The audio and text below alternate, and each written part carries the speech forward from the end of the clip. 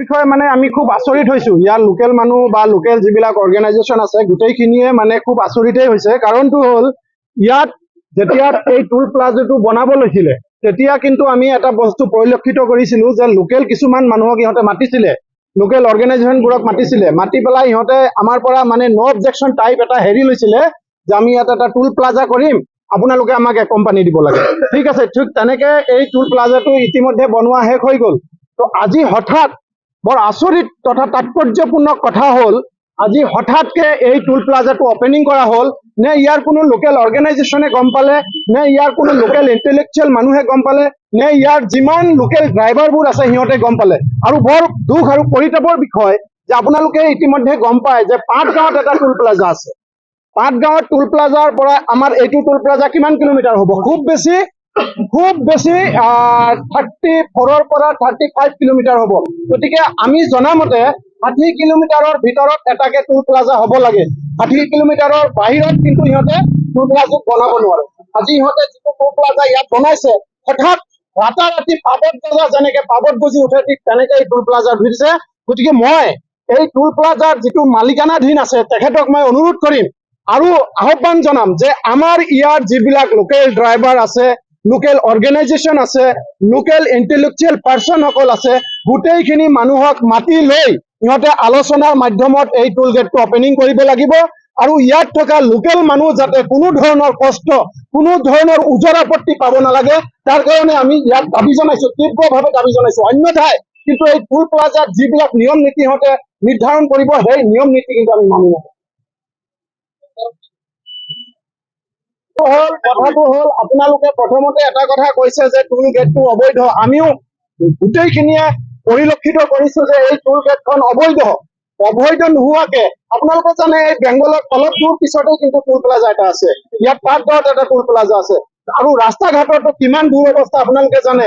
গতিকে এনেকে টুল প্লাজাবোৰ অবৈধভাৱে আমাৰ গোটেই অসমত আজি মূল্য বৃদ্ধিৰ কথাই কওক, কিমান ধৰণৰ প্ৰব্লেম, কিমান ধৰণৰ সমস্যাই গা কৰি উঠিছে, সেইবিলাকৰ প্ৰতি চকু নিদি পেলাই য'তে ত'তে টুল প্লাজাবোৰ বনাব। তেলৰ দাম বৃদ্ধি হৈ আছে, ইয়াত টুল প্লাজাবোৰ বাঢ়ি আছে। গতিকে নিৰীহ জনগোষ্ঠী, নিৰীহ মানুহবিলাক কেনেকে চলিব? ইয়াত নিৰীহ জনসাধাৰণ কেনেকে চলিব? ড্ৰাইভাৰবোৰ কেনেকে চলিব? ইয়াত অৰ্গেনাইজেশ্যন আছে লোকেল বিলাক, সিহঁতে কেনেকে চলিব? গোটেই চিন্তাধাৰাটো কৰি এই টুল প্লাজাবোৰ বৈধ হ'ব লাগে। অবৈধভাৱে স্বীকৃতিপ্ৰাপ্ত কোনো এটা টুল প্লাজা আমাৰ অঞ্চলত আমি মানি নলওঁ। আপোনালোকে জানে যোৱা 1 বছৰৰ পৰা ইয়াতে এটা টুল গেট হ'ব বুলিহে আমি অকল গম পাইছিলো। আজি চালো 1 বছৰৰ ভিতৰত পটককৈ আজি ইয়াতে টুল গেট অপেনিং কৰি দিল। এটা তাৎপৰ্য কথা এটা, কেনেকে টুল গেট অপেনিং কৰিল আমিও গম পাৰো। বিভিন্ন দল সংগঠন ইয়াতে আছে, আকৌ খবৰ নজনাকৈ আজি ইয়াতে টুল গেট এটা অপেনিং কৰি পেলাল। এতিয়া চেন্ট্ৰেল গভৰ্ণমেণ্টৰ যোনটো নীতি নিয়ম, সেই নীতি নিয়ম অনুসৰি নীতিন গাডকাৰীৰ যোনটো কথা সেইমতে আমি গম পাইছো যে 60 কিলোমিটাৰ ভিতৰে টুল গেট হ'ব লাগে। আজি চালো ইয়াতে আমাৰ 12 তেলিপাৰাৰ পৰা আৰম্ভ কৰি পাটগাঁৱলৈকে 60 কিলোমিটাৰৰ ভিতৰত 3টা টুল গেট হৈ গ'ল অপেনিং। এইটো কোনটো টুল গেট বৈধ বা অবৈধ আমি এতিয়ালৈকে গম পোৱা নাই।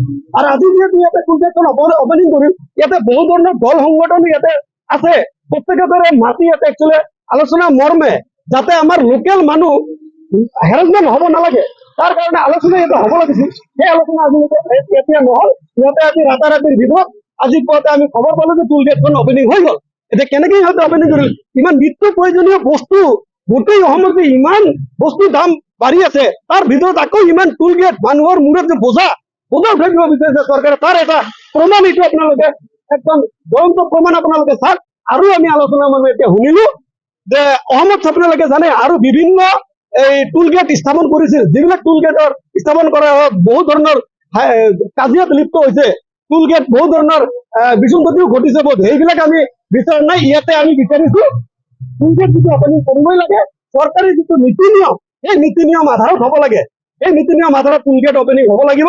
লগতে ইয়াতে আমাৰ লোকেল যিবিলাক সংগঠন আছে, আমচু, এফচু, আক্ৰাচু, বিভিন্ন দল সংগঠনক আশালৈকে ধৰি চবকে মাতি ইয়াতে আলোচনা কৰি যাতে আমাৰ ইয়াতে বিভিন্ন জনজাতি আমি একেলগে বসবাস কৰি আছো, যাতে কোনো মানুহৰে হাৰাশাস্তি এই টুল গেট লৈ নহয় লোকেল মানুহৰ, তাৰ কাৰণে আমি আহ্বান জনাইছো। জুবিন গাৰ্গৰ গীতসমূহৰ ওপৰত আধাৰিত গানে কি আনে নামৰ এটা সুন্দৰ অনুষ্ঠান আপোনালোকৰ ওচৰলৈ আহি আছে অতি শীঘ্ৰে।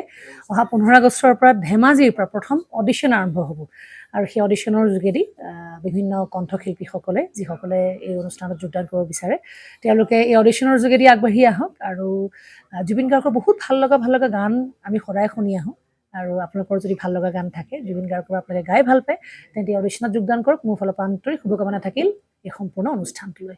ধন্যবাদ।